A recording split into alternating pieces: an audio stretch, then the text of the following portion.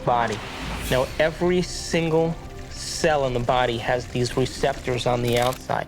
And one cell can have thousands of receptors studding its surface, kind of opening up to the outside world.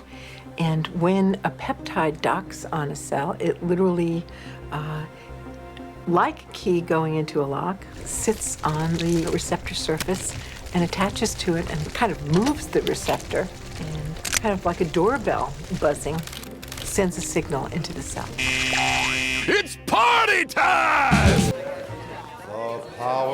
What happens in adulthood is that most of us who've had our glitches along the way are operating in an emotionally detached place, or we're operating as if today were yesterday. What is it? Mixed.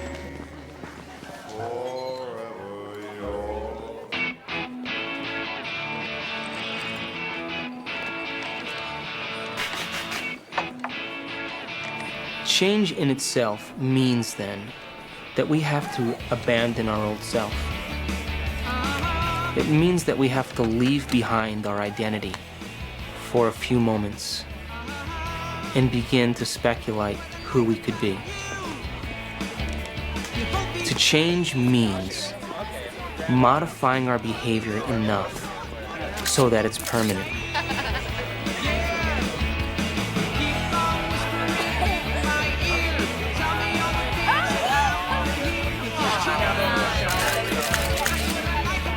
Our experiences color what we know. So there is no completely objective appraisal of anything, because our appraisal of everything has to do with our previous experiences and our emotions. Everything has an emotional weighting to it. We've gone from emotions being these spiritual, immaterial things to things, they're not even things, to actual molecules with molecular weights and peptides with sequences and structures. Science knows now that the hypothalamus makes neuropeptides, and those neuropeptides are strong chemicals. Well, here's the story of the peptide in the cell. The peptides find the receptors and dock onto them and stay attached. Then they come off, and then they can come back on again. And while they're there, they are changing the cell. A receptor that has a peptide sitting in it sets off a whole cascade of biochemical events, some of which changes the nucleus of the cell. Each cell is definitely alive, and each cell has a consciousness, particularly if we define consciousness as the point of view of an observer. There is always the perspective of the cell. The cell knows where it is, the cell knows where it's going, the cell knows what proteins it's making, the cell knows whether it's about to divide or whether it's in a program to stop dividing.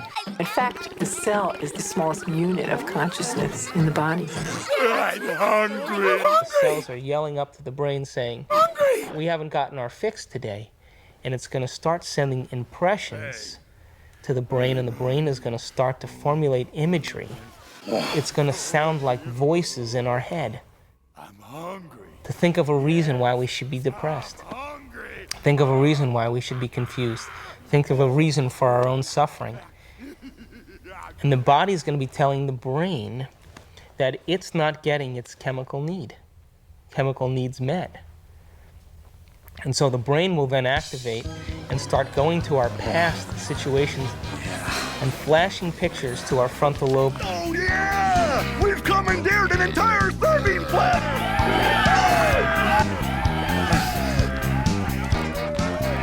Yeah! Keep it coming! Keep it coming!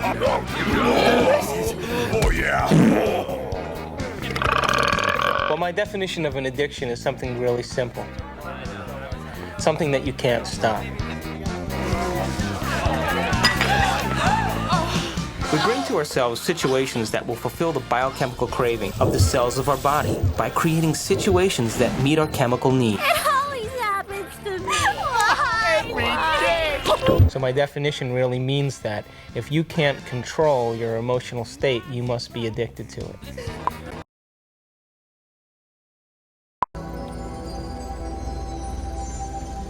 we're in completely new territory in our brain.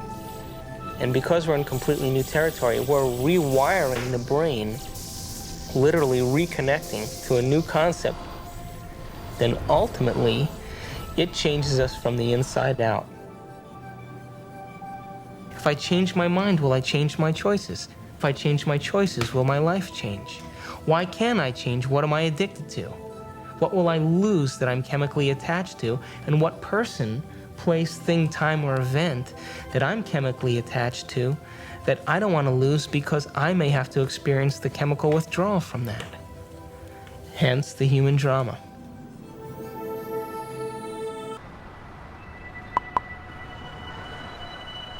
The day should be the sunrise. It should be the beginning of great thought. I wake up in the morning and I consciously create my day the way I want it to happen. Now sometimes, because my mind is examining all the things that I need to get done, it takes me a little bit to settle down and get to the point of where I'm actually intentionally creating my day. But here's the thing, when I create my day, and out of nowhere, little things happen that are so unexplainable, I know that they are the process or the result of my creation. And the more I do that, the more I build a neural net in my brain that I accept that that's possible. It gives me the power and the incentive to do it the next day. And we all create our own realities. And we do that because we are the observer. We are each the own observer of our own reality.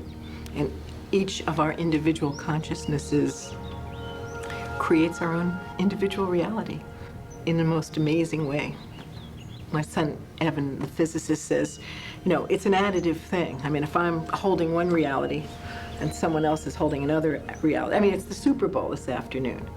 And the reality that the Eagles are holding is a different reality than what the Patriots are holding.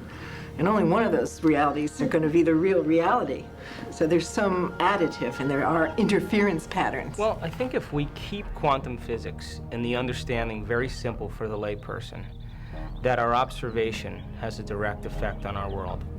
I think if we keep it very simple, then people can get about the business of beginning to practice the skill of observation.